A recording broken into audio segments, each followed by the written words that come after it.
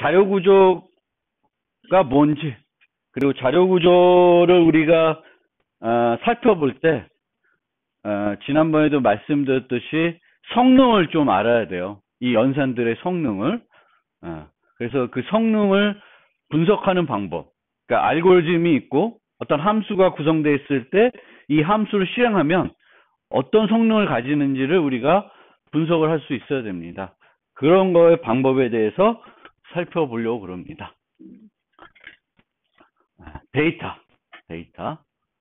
뭐 말씀드렸듯이 우리가 이제 오늘날 소프트웨어들이 다양한 데이터를 처리하고 또 많은 양의 데이터를 처리하고 복잡한 데이터들을 처리합니다. 그런데 소프트웨어가 필요한 데이터를 처리하기 위해서는 해당 데이터가 컴퓨터 내부로 표현이 돼야 돼요. 메모리상에 표현이 돼야 돼요. 그렇죠? 뭐 많은 양의 데이터들은 파일에 있을 수도 있고 DB에 저장될 수 있는데 그것이 소프트웨어가 처리하려면 소프트웨어가 가지고 와야 되겠죠. DB를 갖고 오든 뭐 사용자도 입력 받든 그런 가지고 와야 됩니다. 근데 데이터가 소프트웨어 데이터 내부적으로 어떻게 표현되고 유지되냐에 따라서 성능이 달라질 수 있어요. 그리고 어떤 데이터가 소프트웨어 내부에 표현되고 유지되는 형태는 보통 사람이 해당 데이터를 생각하고 바라보는 시각하고는 차이가 있겠죠. 그래서 예를 들면 사람 나이가 있다. 사람 나이. 그럼 우리가 생각할 때는 사람 나이는 우리나라하고 또 외국하고 좀 다른데 우리는 태어나면 1살이죠. 그렇죠? 태어나면 1살이고 1년 지나면 아니지 1년 지나는 게 아니구나. 연도가 바뀌면 1살을 더 먹는 거죠. 그렇죠? 그게 우리나라식이죠. 어쨌든 그래요. 그래서 1살, 2살. 그래서 양의 정수가 되겠고, 그렇죠? 0도 아니죠. 0이 될 수 없어요. 1, 2, 3 해가 증가해가지고 뭐 어디까지 증가할까? 뭐 150 이상 안 가겠지. 최장수 하여튼 200 이상 안 갈 거예요. 그래서 우리는 이 나이라는 거를 우리 머릿속으로 생각할 때는 1살부터 어떻게 증가한다는 거죠. 그럼 이거를 컴퓨터에다 표현한다. 그럼 우리는 이제 좀 프로그래밍 언어를 배웠으니까 인트의 표현, 인트가 정수를 나타내는 어떤 타입이니까 인트에 표현한다. 그럼 인트라는 것은 또 다르잖아요. 인트는 가질 수 있는 값의 범위가 뭐 사인드, 언사인드도 있지만 사인드인 경우에는 음수부터 되게 큰 수까지 가질 수가 있죠. 그리고 그 내부적으로는 이 정수라는 것이 메모리 상에는 우리가 생각하는 것처럼 1, 2 이런 어떤 것이 표시되어 있는 게 아니라 이진 데이터가 표시되어 있고 그 이진 데이터가 또 특수하게 2의 보수라는 걸 써서 표현하고 있어요. 그래서 우리가 생각하는 어떤 이렇게 설계를 할 때 어떤 문제를 바라볼 때 그 데이터를 바라볼 때 생각하는 것과 그 데이터가 컴퓨터에 저장되고 유지됐을 때에 가지게 된 특성이 다를 수가 있습니다. 차이가 날 수가 있다는 거죠. 근데 보통 우리가 그 프로그램 할 때는 이 차이 나는 부분에 대해서도 고민을 해야 돼요. 구현할 때는. 그러니까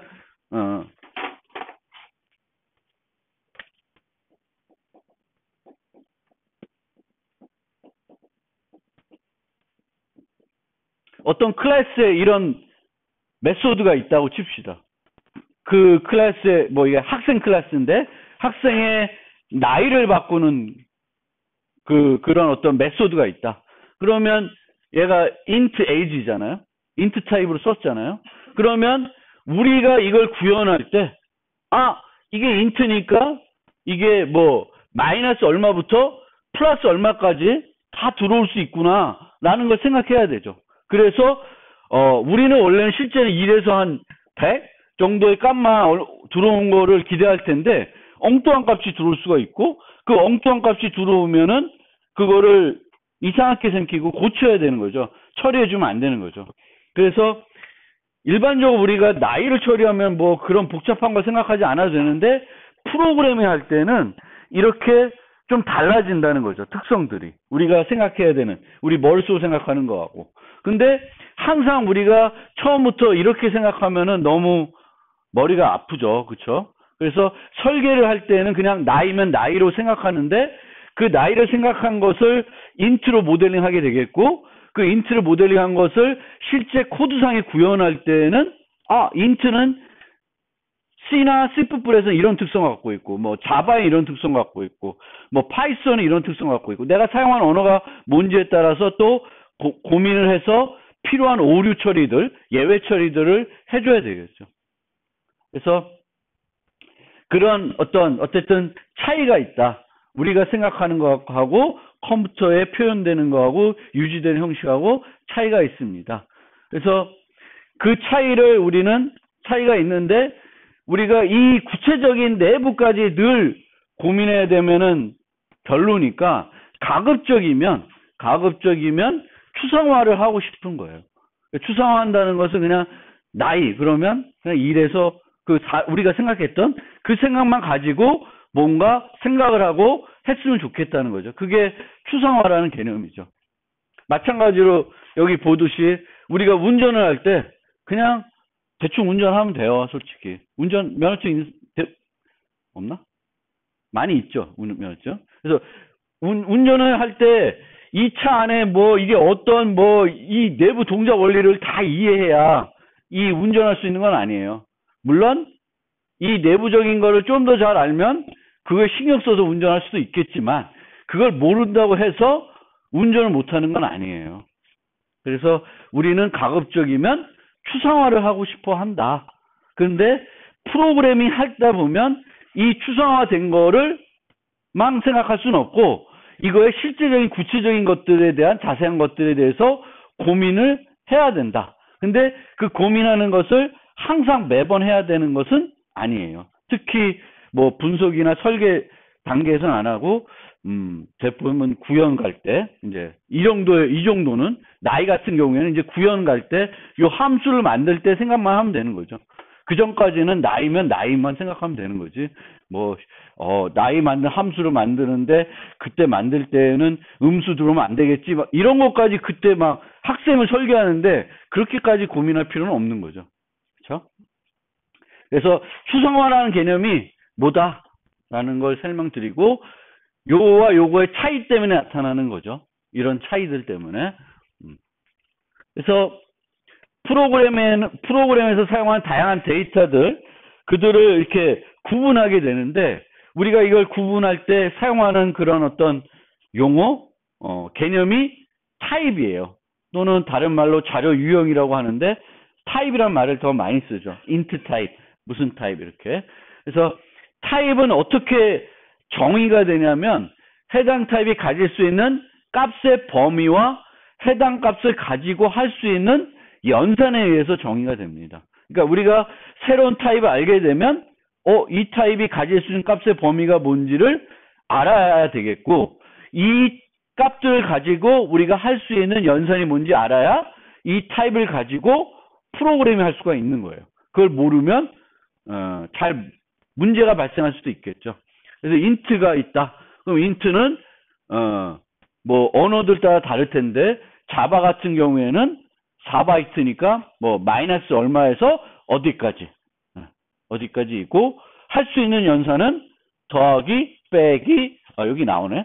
요 값이 되겠고 더하기 빼기 뭐 사칙 연산 나머지 연산할 수 있고 비교할 수 있고 뭐 이런 거 할 수 있다라는 걸 알아야 되겠고 그리고 나머지보다 나눗셈 연산은 이제 정수 나눗셈을 한다. 이런 걸 알아야 제대로 쓸 수가 있습니다.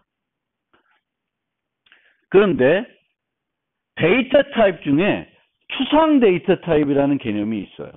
그래서 이 추상 데이터 타입이라는 것과 우리가 이제 나중에 설명드리는 자료 구조와 조금 구분해서 우리가 늘 생각해야 되는데 추상 데이터 타입이라는 것은 특정 구현 방식과 무관한 데이터의 특성을 말해요. 그러니까 int는 추상 데이터 타입은 아니에요. 정수는 무한하게 가죠. 원래 마이너스 쪽으로도 무한하고 플러스 쪽으로도 무한한 값을 가져요. 그게 정수예요. 근데 어떠한 프로그램 언어를 쓰는 int는 범위가 제한적이죠. 그렇죠? 그렇기 때문에 특정한 형태의 구현일 뿐이에요. 그래서 int는 추상 데이터 타입은 아니에요. 그걸 구분할 필요가 있습니다. 그리고 타입을 우리가 구분할 때 몇 가지 기준으로 타입을 구분할 수 있는데 원시 타입과 복합 타입으로 구분할 수 있고 값 타입과 참조 타입으로 구분할 수가 있습니다. 뭐 다 아실 거예요. 지금까지 많이 프로그램 배웠으니까. 그래서 원시 타입은 특정 값을 하나만 유지하는 타입을 원시 타입이라 그래요. 방금 봤던 int는 원시 타입에 해당되죠. 정수 하나만 유지하게 됩니다. 복합 타입은 여러 개의 값을 유지하는 타입이에요. 하나 유지하는 게 아니라. 그래서 뭐 배열, 문자열, 구조체 이런 것들은 다 복합 타입입니다. 프로그램 언어에서는 기본적으로 제공한 복합 타입은 배열, 문자열 정도예요. 문자열 정도고 다수의 복합 타입들 이제 여러분들이 자료 구조로 많이 이제 쓸 것들은 라이브러리 형태로 이제 원시 타입들을 이용해서 제공을 합니다. 그래서 우리가 이제 살펴볼 자료 구조들이 대부분 복합 타입이에요. 그러니까 자료 구조 자체는 복합 타입, 대부분이 아니라 자료 구조라고 하면은 복합 타입에 해당됩니다. 여러 값을 유지하는 거예요. 그리고 이런 자료 구조들은 언어 자체에 제공이 되지 않아요. 언어 자체에 제공되지 않고 라이브러리 형태로 제공됩니다. 배열은 자료 구조는 아니에요.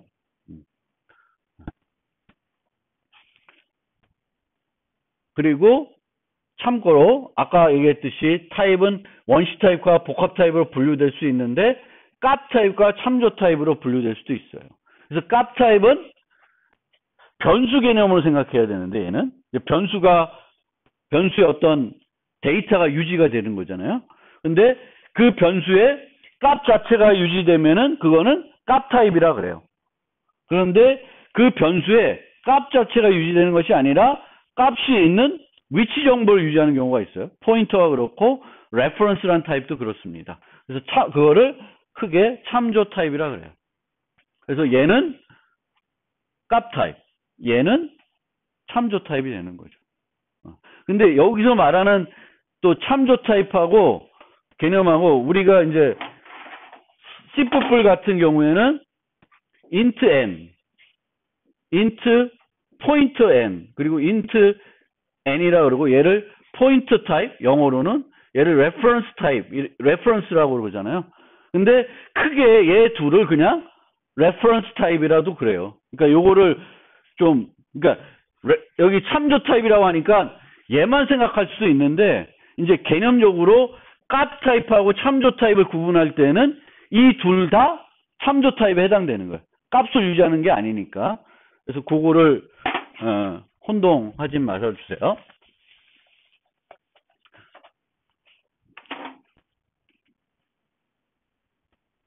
그래서 프로그램에서 데이터 타입에 대해서 간단히 살펴보면 정수 두 개를 받아 그 합을 계산한다. 이렇게 있어요. 혹시 이 프로그램의 문제점이 뭘까? 아이씨, 그건 내가 잘못했네. 어우, 창피해. 그거 안 말고. 고맙습니다. 아이, 누구야, 이거?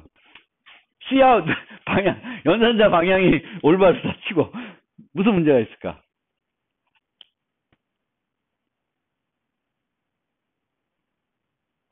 무슨 문제가 있을까?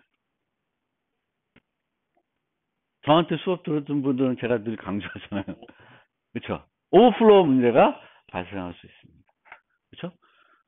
정수 두 개를 받았는데 I 플러스 J를 하면 어떨 때는 정상적으로 덧셈이 되겠지만 모든 경우에 덧셈이 정상적으로 되진 않아요. 그래서 두 개 더했는데 범위를 초과할 수 있어요. 이 아까 야온 어딨어? 이 범위보다 커질 수 있습니다. 그럼 커지면은 그걸 뭐라 그래? 오버플로우가 일어났다 그래요. 근데 그 오버플로우가 일어나면 프로그램은 안 죽어요, 보통. 어떤 언어든지. 안 죽고, 이 경우에는 어떤 값이 출력될까? 양수가 출력돼야 되는데 무슨 값이 출력될까? 음수가 출력이 돼요. 엉뚱한 값이 출력이 되는 거예요. 그게 덧셈이 이루어지고 초과됐는데 그 위에 초과되는, 원래는 우리가 이제 뭐 1111에도 뭐 1을 더하면 이렇게 0000이 돼야 되잖아요. 근데 4비트만 있으면 얘는 날라가 요것만 남게 되는 거예요. 그러니까 엉뚱한 값이 되는 거죠. 보통은 이쪽으로 넘어가면 1로 오게 돼요. 그래서 음수가 되니까 만약 프로그램에서 저런 오버플로우 신경 못 쓰면은 원래는 계속 양수해야 되는데 음수해야 되니까 프로그램이 막 꼬여버려. 그래서 항상 우리가 데이터를 사용할 때에는 그 데이터의 도메인을 잘 생각하고 내가 연산을 할 때는 그 도메인 내에서 이루어지는지 그 도메인을 벗어날 수 있는지를 잘 보고 프로그램을 해야 됩니다. 그래서 뭐 이런 프로그램은 보통 아주 이렇게 간단한 것들은 특별하게 프로그래밍 언어에서 제공하는 타입을 가지고 프로그램을 할 수 있어요. 그렇죠? 인트라는 거 가지고 그냥 다 할 수 있어요. 근데 사각형의 면적을 구하기. 그럼 사각형을 표현해야 되잖아요. 사각형을. 근데 사각형을 나타내는 데이터 타입은 언어 자체에 제공해 주진 않죠. 우리가 만들어야 돼요. 구조체 같은 걸 가지고. 근데 구조체 같은 걸 가지고 만들어야 되는데 이때도 우리가 여러 가지 형태로 만들 수가 있습니다. 뭐 예를 들면 이렇게 요 좌표랑 요 값을 가지고 사각형을 정의할 수도 있죠. 또 나오나? 아이씨, 저건 아니네. 이렇게 또 이 자체를 요런 수학처로 정의한 다음에 이렇게 할 수도 있고요. 또 얘 자체를 안 하고 요 점하고 요 점을 유지할 수도 있어요. 그러니까 데이터를 우리가 그러니까 언어에서 제공해주는 데이터 갖고 안 될 때 새로운 데이터 타입을 정의해야 될 거 아니에요? 물론 난 정의 안 하고 그냥 4개 값 갖고 그냥 쓸래 할 수도 있는데 그거는 논외로 하고 이렇게 정의한다 쳤을 때는 정의할 수 있는 방법은 다양하게 많다라는 거예요.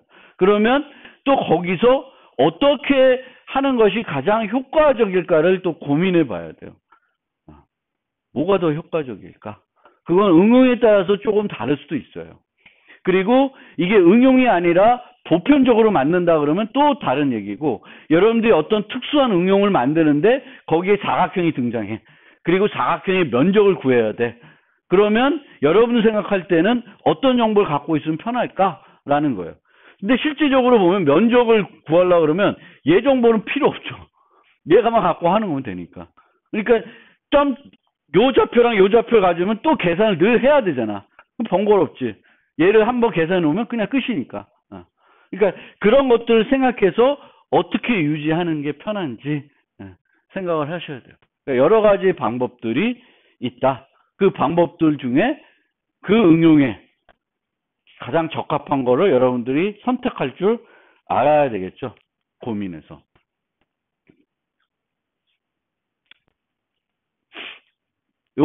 요거는 집에 가서 꼭 해보세요. 하고 한번 그냥 여러분들이 C 뿔뿔을 한번 해본다라고 생각해가지고 한번 해보세요. 그래서 삼각형을 만드는데 삼각형을 3개의 좌표값을 가진다는 거예요. 3개의 좌표값. 좌표값을 갖고 그걸 이용해서 면적 구하고 어떤 좌표가 주어졌을 때 이 면적 안에 들어있나 안 들어있나를 보면 돼요. 만들 수 있겠어요? 얘는 어떻게 할까? 혹시?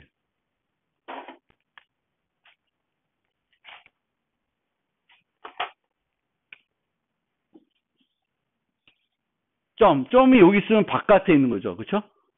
여기 있으면 안에 있는 거야. 안에 있는지를 알고 싶어.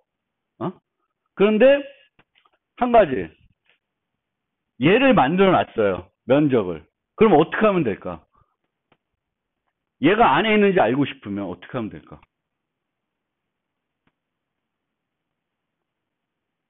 요 점이 이 안에 있는지. 우리가 알고 있는 정보는 요 점, 요 점, 요 점 세 개를 갖고 있죠. 그리고 면적을 구하는 함수가 있어요. 그러면 얘가 여기 있는지는 어떻게 할 수 있을까? 네. 그렇죠. 음. 예. 그러니까 요 면적을 구하는 걸 구했으면은 이 전체 면적을 구할 수 있죠. 요 세 개 잡혀갖고. 그러면 얘를 여기다 찍고, 요 삼각형, 요 삼각형, 요 삼각형의 면적을 구할 수가 있습니다. 같은 알고리즘 갖고. 근데 이 세 개 합이 전체 합이 맞으면 이 점은 어디 있는 거야? 안에 있는 거예요. 근데 그게 일치하지 않으면 밖에 있는 거예요. 그래서 여러분들이 숙제로 할까? 이거 한번 해보세요. 여러분들이 오늘 수업 태도를 보고 내가 숙제로 할지. 근데 꼭 숙제로 내가 안 하더라도 여러분들이 다음 주가 또 추석 껴가지고.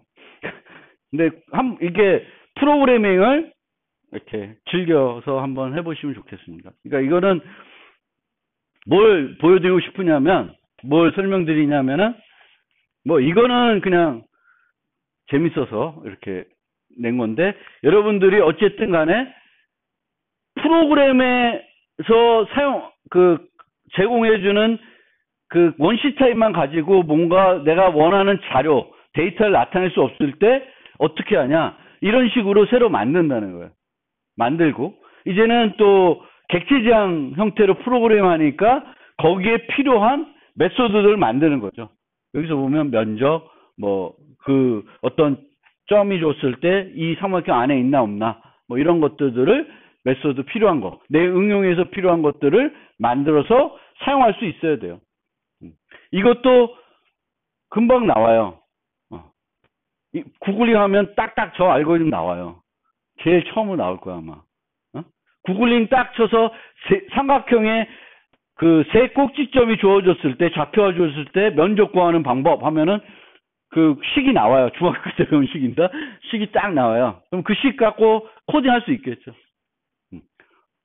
그 다음에 요거는 한번 좀 아까처럼 생각을 해보면 조금 오래 고민해보면 많은 사람들이 이 아이디어는 알아낼 수 있을 거예요. 그렇죠? 이게 어려운 생각은 아니잖아요. 그렇지? 지금 아까는 안 떠올렸어도 보고 나면 다 이해되죠. 그렇죠? 그래서 그런 것들을 해봤으면 좋겠다. 근데 우리가 관심을 갖고 있는 거는 솔직히 이런 트라이앵글, 이런 사각형 이런 건 아니에요. 이런 게 자료 구조는 아니에요. 자료 구조는 복합 타입으로 어떤 값을 여러 개 유지하는 타입이에요. 그거에 초점을 맞춰서 우리가 공부를 할 겁니다. 자료 구조. 그래서 복합 타입의 구체적인 구현을 말합니다.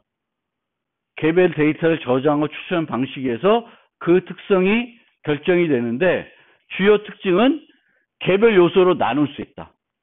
개별 요소로 나눈다보다는 개별 요소들을 개별적으로 접근할 수 있는 거예요. 그리고 개별 요소들의 배치가 각 요소의 접근 방법을 결정한다. 맨 앞에 있으면 빼내기가 쉬울 수도 있고 맨 뒤에 있으면 또 빼내기가 쉬울 수도 있어요. 그러니까 배치가 어떻게 돼 있고 그 배치에서 그 요소가 어디에 있냐에 따라서 걔를 접근하는데 소요되는 시간이 달라질 수 있다라는 거예요. 그리고 배치와 접근 방법 모두 캡슐화, 추상화할 수 있다라는 겁니다. 근데 이 ADT와 자료 구조의 차이가 있습니다. 그래서 ADT는 논리적인 뷰고 자료 구조는 구체적인 구현이에요. 그래서 요거를 혹시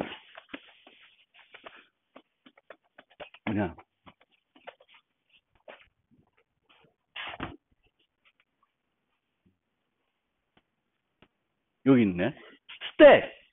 스택이라는 거 자꾸 제일 쉬워서 스택 갖고 설명드리는데 교과목 소개할 때도 말씀드렸죠. 스택은 이렇게 쌓아 올리는 거. 쌓아지도 않네. 동전을 쌓아 올리든가, 뭐 책을 이렇게 쌓았어요. 그럼 중간에 빼기가 힘들죠. 젠가하는 건 아니고, 중간에 빼는 건 아니고, 맨 위에 올리고, 뺄 때도 맨 위에서 빼는 거예요. 빼는 거예요. 그래서 정수를 5, 3, 7순으로 삽입했으면 가장 먼저 빠지는 거는 뭐예요? 7. 7이 빠지고 나서는 그 다음에 뭐가 빠져요? 3, 5. 이게 들어간 거와 거꾸로 나오게 되겠죠. 그래서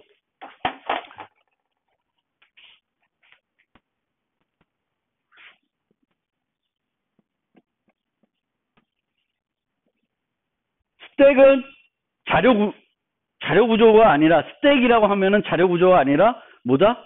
ADT예요. ADT. 추상 데이터 타입.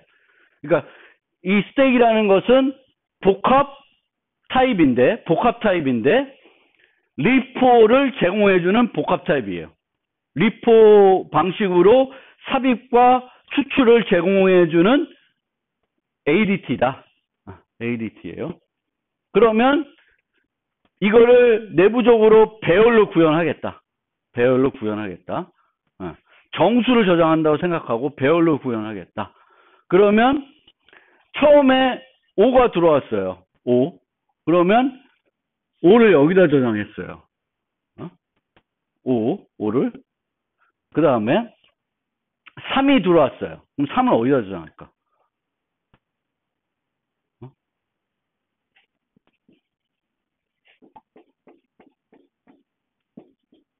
이렇게 할 수도 있고,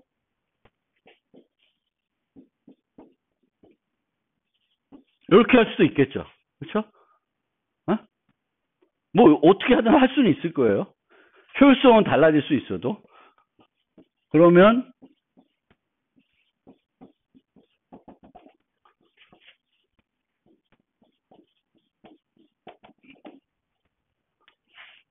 자, 이렇게 구현을 했다라고 칩시고, 이렇게 구현했다고 치면은, 이 경우에는 데이터를 추가하는 데 드는 비용은 어떤 비용이 드나? 여기 들어있는 개수에 비례했을 때 얼마만큼 비용이 들어요? 비용이 늘 똑같죠? 여기는 그냥 맨 뒤에다가 집어넣기만 하면 돼요. 그러니까 이런 거를 빅 오더로 하면은 5완이야. 나중에 얘기했지만 5완이라는 거는 상수 비용이에요. 그러니까 비용이 변하지 않는다는 거예요. 근데 이쪽은 어떻게 돼요? 예를 들 때마다 기존 거를 다 뒤로 한 칸씩 밀어줘야 되죠. 그럼 이 안에 있는 게 n개가 들어있으면 n개를 뒤로 밀어야 돼요. 그러니까 얘는 5n이 들어요. 그럼 이렇게 구현하거나 이렇게 구현한 거는 자료 구조예요. 자료 구조이지만 이렇게 구현 안 하겠지만 이렇게 구현했을 때는 데이터를 삽입하는 비용이 5n이 되는 거고 이렇게 할 때는 5완이 돼요. 즉 자료 구조는 우리가 어떻게 구현했는지를 보고 그것에 뭘 논할 수 있어요? 성능을 논할 수가 있습니다. 그런데 스택 자체를 놓고 보면 리포 구조야. 근데 스택의 성능이 뭐가 될까? 말하기는 어려워요. 뭘 알아야 돼? 자료 구조를 알기 전까지는 말하기는 어려워요. 물론 이렇게 빼낼 때는 그럼 이렇게 빼내면 되잖아요. 빼낼 때도 얘는 비용이 얼마일까? 빼낼 때도 얘는 상수 비용이에요. 그렇죠? 뒤에서 빼내면 돼요.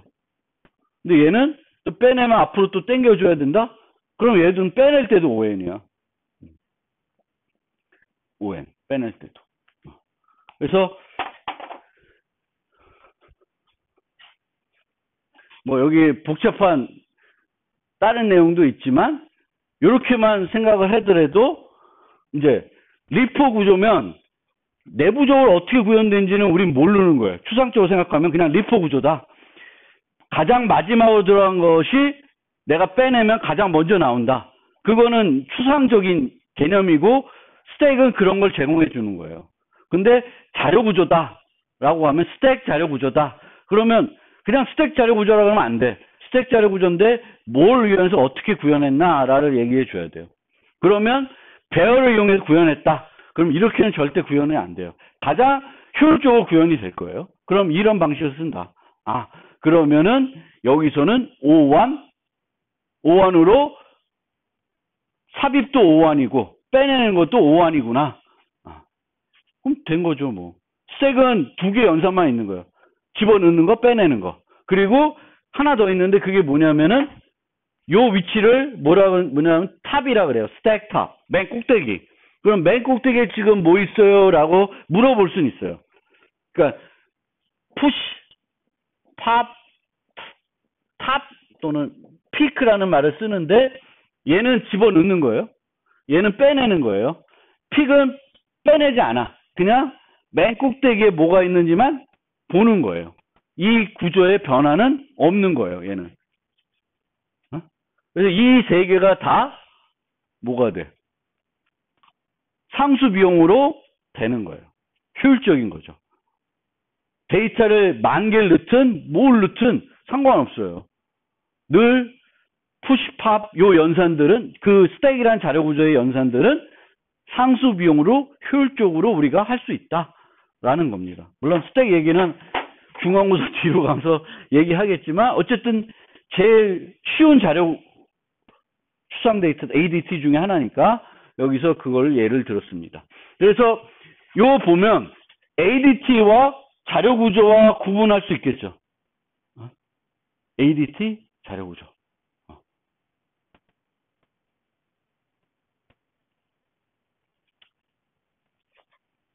그리고 여기 이제 여기 나오는 동적 배열 기법이라는 게 있어요. 요거 잠깐만 설명드리면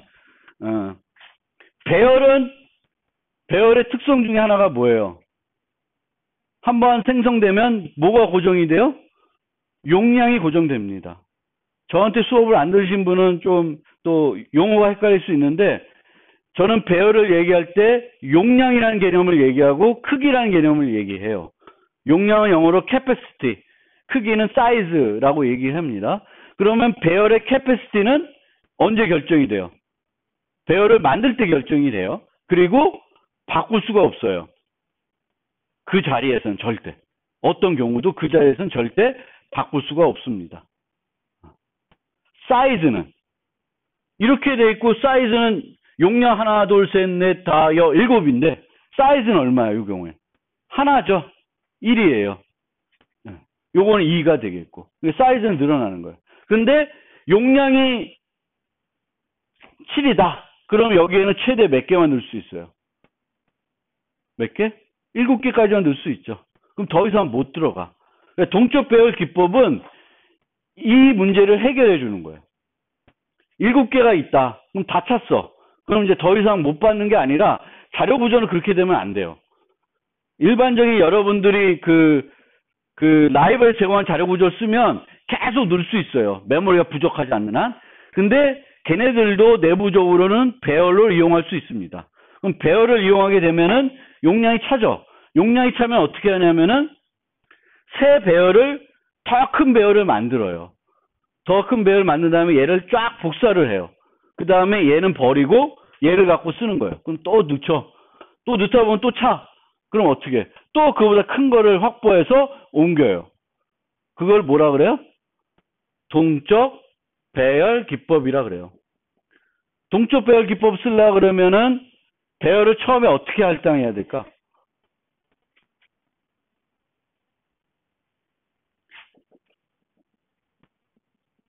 이렇게 하면 n은 그냥 10이에요. 나중에 바꿀래도 바꿀 수 없어요. 그렇죠? 근데 int n equal new int 10 해놓으면 이거는 나중에 필요하면은 int temp 해가지고 new int 20 한 다음에 요걸 여기로 옮긴 다음에 n equal temp 하면 어떻게 돼요? 이 20, 얘는 이제 몇 개짜리 가리키는 거야. 용량이 20인 거를 가리키게 되는 거죠.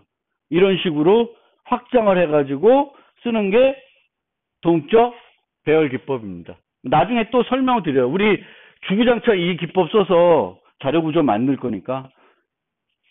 어쨌든 동적 할당. 배열을 동적 할당해가지고 용량이 부족해지면 용량을 늘리는 방식을 쓰는 것이 동적 배열 기법이고, 그렇게 쓰게 되면은 요 늘리는 과정에서는 비용이 많이 들까 적게 들까? 비용이 많이 듭니다. 그렇죠? 많이 들겠죠. 새로 뉴 해줘야 되고, 얘 딜리트 해줘야 되고, 복사해줘야 되고, 비용이 많이 듭니다. 그래서 동적 배열 기법은 싼 비용은 아니에요. 뭔가 효율적인 방법은 아닌데, 배열을 사용했을 때에는 용량 부족 문제를 해결하려면 이 방법밖에 없는 거죠. 그렇죠? 동적 배열 기법을 쓰지 않고는 용량 부족 문제를 해결할 수 없습니다. 자, 그 다음에 범용 자료 구조. 범용 자료 구조. 이렇게 만약 int n 하고 10 했다. 그럼 얘는 정수만 저장할 수 있는 거죠. 그렇죠? 근데 자료 구조는 이 스택이라는 도 그렇지, 뭐 학생을 넣든 뭘 넣든 리포로만 되면 돼요. 그 리포를 하는 데 있어서 뭐 인트가 여기가 인트건 여기가 더블이건 학생이건 뭐 사각형이건 차이가 없어요. 그냥 배열에 맨 뒤에 넣고 빼달라면 맨 뒤에 있는 걸 빼주면 돼요. 그러니까 알고리즘상에 정수를 처리하나 뭔가 다른 걸 처리하나 알고리즘은 안 변해요. 그러니까 범용 자료 구조를 만들기가 되게 심플합니다. 알고리즘이 안 바뀌니까 타입에 따라서. 근데 타입에 따라서 알고리즘이 변하면 범용 자료 구조를 못 만들어요. 그래서 특정 데이터 타입이 아니라 다양한 데이터 타입을 유지할 수 있는 자료 구조를 범용 자료 구조라고 합니다. 범용 자료 구조. 그래서 그 라이브러리에서 제공되는 자료 구조들은 다 범용 자료 구조예요. 뭐 C++에서는 벡터 쓸 때 이렇게 하잖아요. 벡터 int v 뭐 하면 이 v는 정수만 저장할 수 있는 거죠. 이게 이제 템플에서 나는 요번에 만들 때 정수를 타입 인자로 쓰겠다라고 하는 거예요. 그러면 얘는 정수만 처리하게끔 만들어지는 거죠. 벡터 뭐 더블 하면 이제 더블이 되는 거고, 벡터 std 스트링 하면 또 스트링을 처리하는 거죠. 문자 열들을 저장하는 거예요. 형태가 되는 거죠. 그래서 그게 그렇게 되어 있고, C++는 이런 범용 자료 구조를 만들 때 템플릿 사용하게 됩니다. 템플릿. 그래서 이렇게 만들었을 때 나중에 C++ 시간에 혹시 C++ 저한테 안 들은 사람, 그 수업에서 템플릿 강의 했어 안 했어? 했어요? 그럼 다 알겠네. 오케이. 그래서 이제 이렇게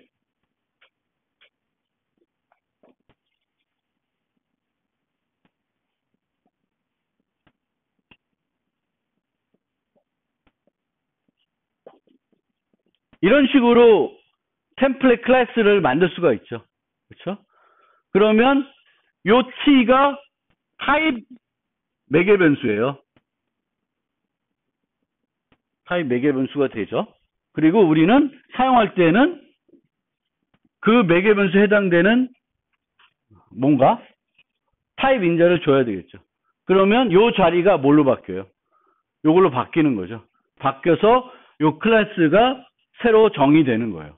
int에 해당되게끔. 이게 이제 C++는 형태가 됩니다. 그리고 C++의 템플릿은 어떤 특성을 갖고 있냐면, 템플릿 구현된 것을 n개의 다른 타입 인자로 이용하여 사용해야 되면 컴파일러는 총 n개의 서로 다른 구현을 내부적으로 만들게 됩니다. 그러니까 내가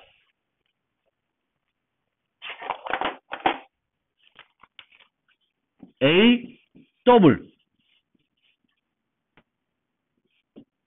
A std string C 하면 요 클래스가 총 몇 개가 만들어져요?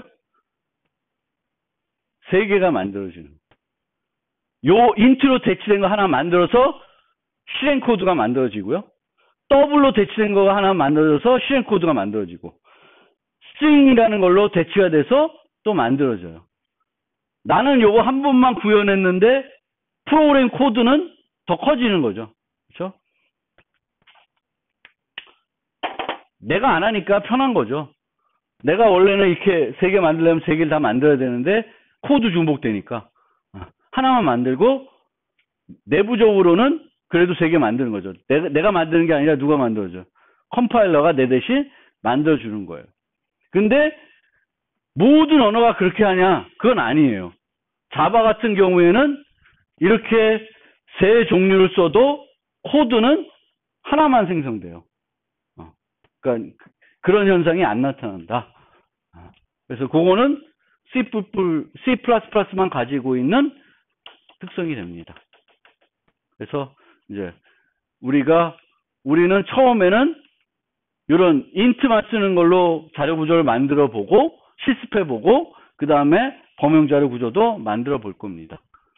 자료 구조가 가지고 있는 기본 연산들, 그 자료 구조에 따라서 제공하는 기본 연산들이 조금씩 차이가 나는데 기본적으로 데이터를 추가하는 연산을 제공해야 돼요. 자료 구조에. 그 다음에 저장된 데이터를 빼오는 그런 연산이 제공되고 검색하는 연산, 그 다음에 삭제하는 연산, 빼는 거 아니고 보기만 하는 연산 이런 것들이 있습니다. 그래서 앞으로 우리가 많이 볼 연산들이 이런 거예요. push front, push back, pop front, pop back. 그러니까 push front라는 거는 이렇게 하는 게 push front가 되죠. 앞에다 추가하는 거. 얘는 뭐가 되는 거예요? push back이 되는 거죠. 뒤에다가 추가하는 거.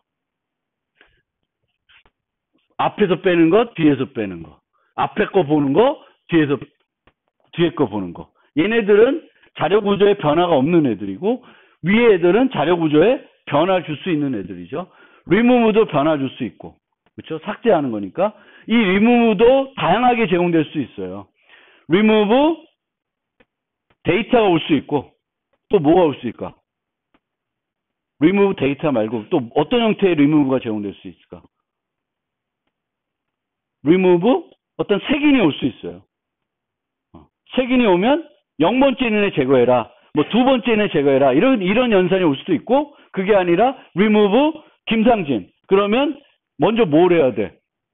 remove 김상진 하면 김상진이 있는 위치를 찾아야 되겠죠. find가 먼저 필요한 거지. 그리고 이 find도 또 여러 형태예요. 보통은 이 find는 결과가 뭘까? 반환한 값이 뭘까?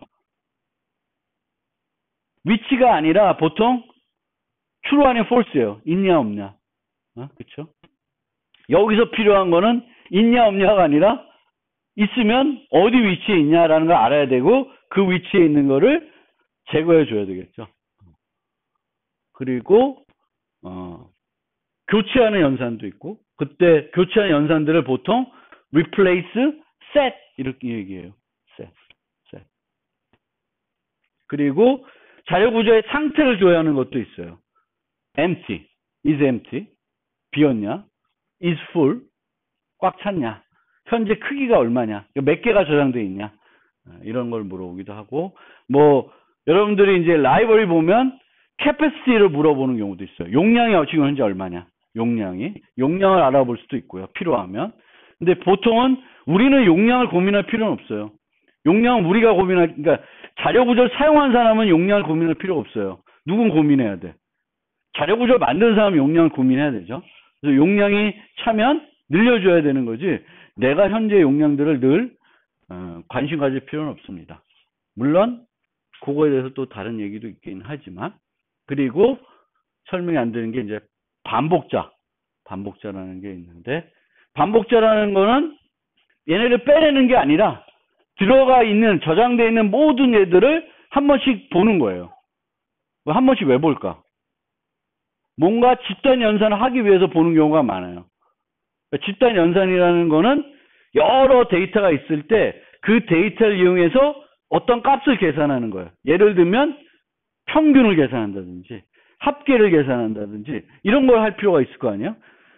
저장되어 있는 학생들의 뭐 수를 알고 싶다든지 저장되어 있는 학생들의 성적의 평균을 알고 싶다든지 그럼 각각 방문해서 데이터들 갖고 와서 결합해 가지고 나눠 줘야 되겠죠.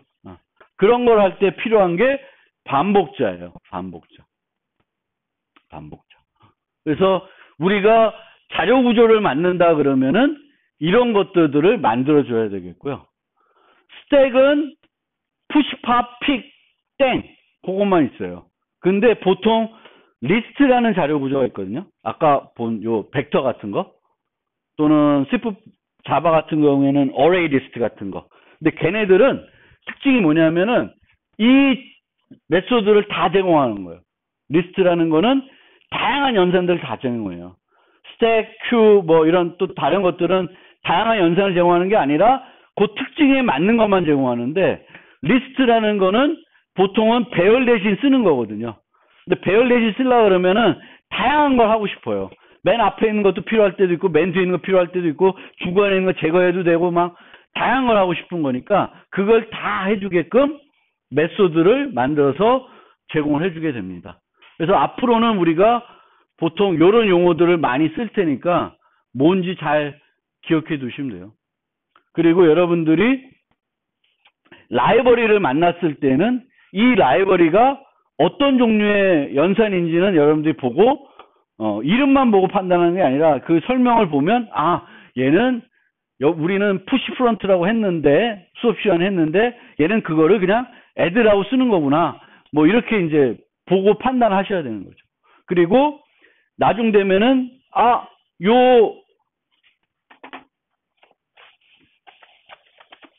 하나